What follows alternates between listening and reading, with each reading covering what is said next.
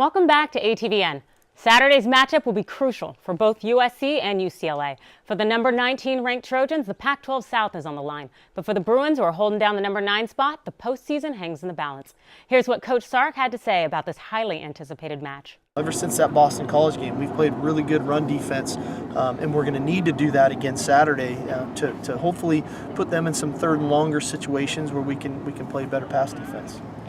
USC and UCLA have had quite the history. Although the Bruins have won the last 2 matchups, Troy holds the bragging rights when it comes to the winning record. But this time, UCLA is favored by 3.5. Kickoff is at 5 p.m. and will air on ABC Primetime. It's recommended that fans attending the game arrive at the Rose Bowl no later than 1 p.m. and try to carpool or take the free shuttle.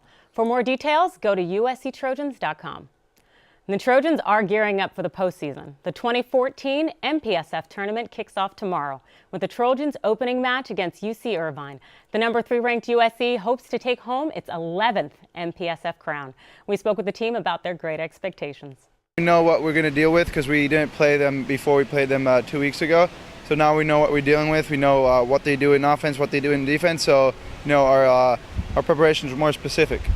The tournament starts on November 21st in Long Beach and it runs through the 23rd. The Trojans have a 21-4 record and they're the only water polo program with 6 straight NCAA titles. The LA County District Attorney charged Slava Voynov with felony domestic violence today.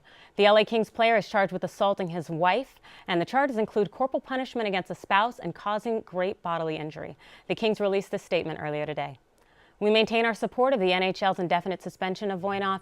As an organization, we will continue to closely monitor the developments of the legal proceedings and work in partnership with the NHL to determine the proper course of action in the future. Voynov has been suspended with pay since his October 20th arrest, and he's earned nearly $300,000 during that time and missed 12 games. The Kings are 4th in the Pac division this season with a 10-5-4 record. The FIFA corruption scandal, it continues. But this time the FBI is involved. Phaedra Almahid said the FBI offered her protection after she started receiving death threats. Almahid worked on Qatar's World Cup bid for 2022 and turned over to investigators evidence of bribery. She spoke with Sky News about her experience. It's cost me my credibility, and most importantly, it's cost the security for both me and my children. However, I did witness something, and I believe that I did have to say what I witnessed. FIFA's internal report cleared Russia and Qatar of any wrongdoing, and FIFA released a summary of that report earlier this month, but it refuses to release the entire report, citing legal concerns. Today, FIFA did agree to release that report to its chief compliance officer for review. With the Lakers in LA, kind of a rebuilding year, LA had high hopes for the Clippers, but things haven't started off that well for the Clippers this season. For the past 9 games, the team has alternated between wins and losses, creating a 6-4 record.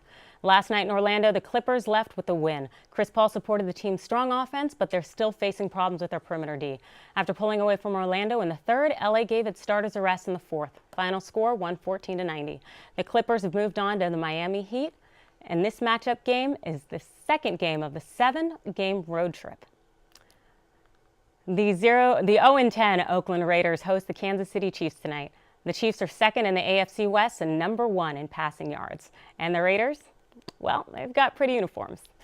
Let's check in on the game. Well, right now, the Raiders are actually up, and it's 14-0. Who would have believed that? The Chiefs are on a 5-game winning streak, and they're at 7-point road favorites. Who knows if they're actually going to win this match?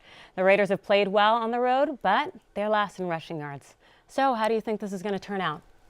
We'll see. I mean, as a Denver fan, I'm not going to be rooting for the Raiders anytime soon, but I do still kind of feel bad. Yeah, I know, a little bit. It's definitely going to be down to the wire. Thanks, AJ. Thank you.